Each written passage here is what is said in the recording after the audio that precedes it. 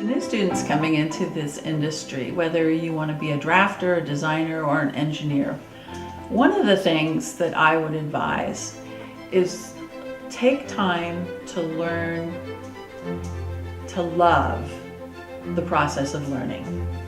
It is an industry where you have to continually upgrade your knowledge, your skills, and that information is out there. You have to go look for it.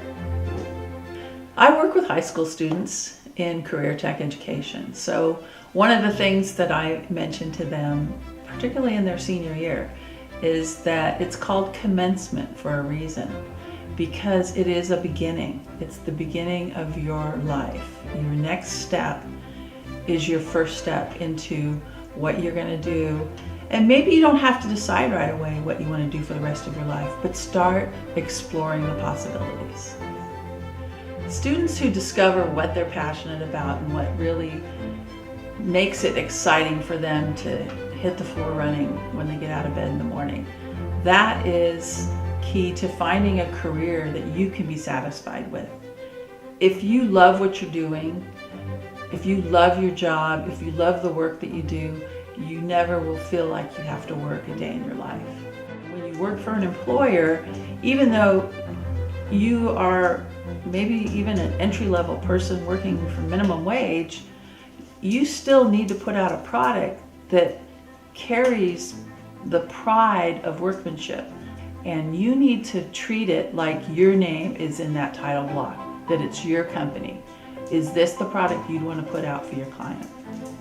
Learn from the people who have been doing it before you, because they have traveled that road. They have mounted those obstacles. They have created those processes. And maybe they can be tweaked, maybe they can be improved, but it's not your job to come in and improve them. It's your job to come in and learn them. And then once you've been doing them for a while, maybe you have suggestions for improving them. Part of time management is understanding communication. Email is not an urgent communication. If someone needs something right away, they need to understand that they need to call you. That's an urgent communication. So I always have to take a look at what is my main purpose, what are my upcoming deadlines, and then look at these other tasks or other assignments that support that and do those second and third. Soft skills like communication, working well with others, prioritizing projects.